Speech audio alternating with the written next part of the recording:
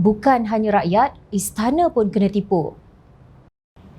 Pada 24 Ogos 2017, Menteri Pertahanan ketika itu, Hishamuddin Hussein menghantar satu ciapan di Twitter beserta satu gambar kapal peronda generasi kedua Literal Combatant Ship LCS bernama LCS-1 Maharaja Lela. First of 6 LCS, ciapnya. Maksudnya, satu daripada 6 kapal pesisir pantai LCS. Pada hari yang sama, satu majlis upacara penamaan dan pelancarannya telah disempurnakan oleh Raja Permaisuri Perak, Tuanku Zahra Salim sambil disaksikan Paduka Seri Sultan Perak, Sultan Nazrin Muizzuddin Shah. Namun, laporan jawatan kuasa kira-kira wang negara PAC menyatakan bahawa kapal LCS tersebut belum siap.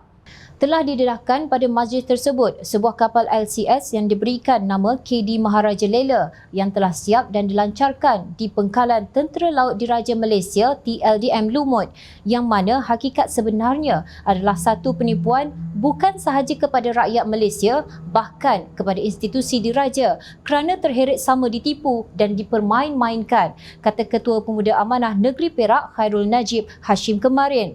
Justru Pemuda Amanah Negeri Perak yang terkejut dengan pendedahan PAC itu mendesak Kerajaan Negeri Perak membuat satu laporan polis penipuan pelancaran kapal LCS tersebut yang melibatkan nama baik serta imej institusi diraja.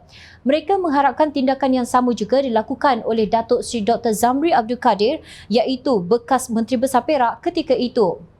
Penipuan tersebut jelas telah mencemar institusi diraja Perak, khasnya yang sewajarnya tidak berlaku, dan apapun penjelasan yang telah serta bakal diberikan tidak akan menidakkan majlis upacara penamaan dan pelancaran kapal LCS tersebut yang telah berlaku. Permohonan maaf secara terbuka juga wajar didesak dengan segera oleh pihak yang bertanggungjawab dahulu dan sekarang ini, tegas beliau. Projek yang menelan belanja 9.128 bilion ringgit ini adalah untuk membina 6 buah kapal LCS yang melibatkan tempoh selama 10 tahun, iaitu 2013 hingga 2023, dianugerahkan kepada Bosted Naval Shipyard Sdn Bhd BNS yang mendapat kontrak secara rundingan terus. Sementara itu, Ahli Jawatan Kuasa Pimpinan Amanah Nasional Muhammad Faiz Fadzil menyifatkan Kerajaan Barisan Nasional sangat korup sehingga tergadai keselamatan negara.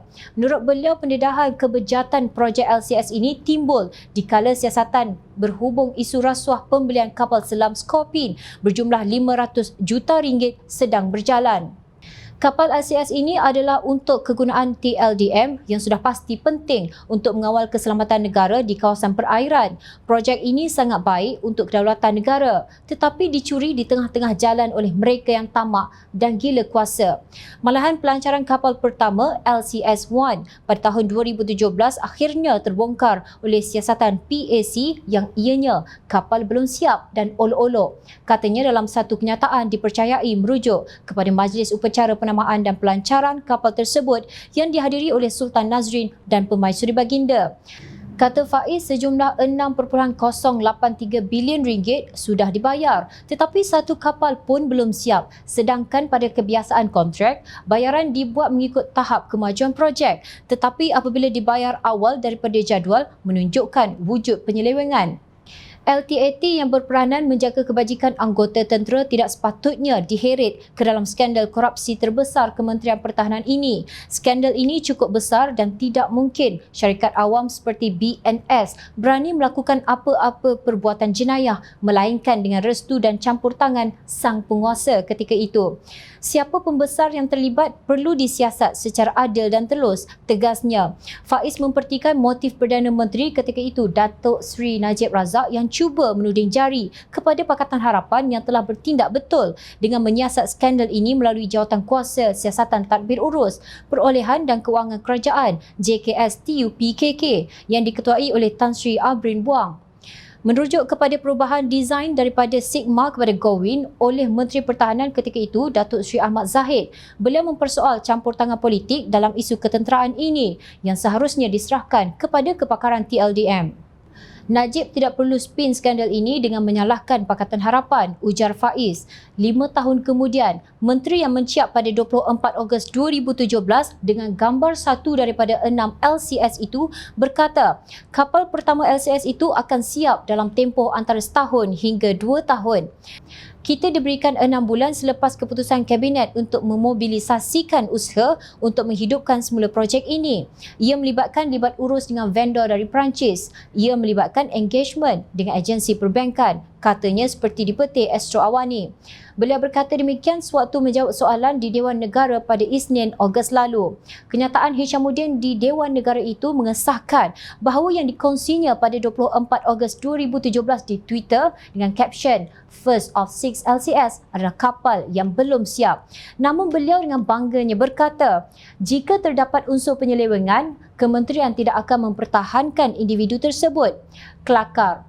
Najib pula sedang bersilat untuk menyalahkan Pakatan Harapan, sedangkan yang bayar 6.083 bilion ringgit untuk kapal yang belum siap ialah kerajaan UMNO BM. Pemimpin politik yang terbabit membakul sampahkan teguran Panglima TLDM Laksamana Tan Sri Dr. Abdul Aziz Jaafar adalah menteri-menteri kerajaan UMNO BM yang tipu institusi istana dengan tiang mas kapal olok-olok berharga RM400,000 juga kerajaan UMNO BN. Inikah sifat pejuang ketuanan Melayu?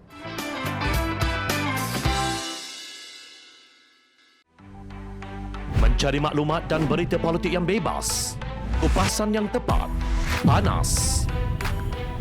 Dapatkannya secara eksklusif hanya di Jom Channel.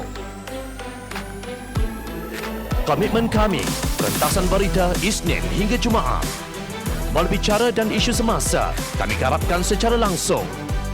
Panel-panel berkaliber dan profesional.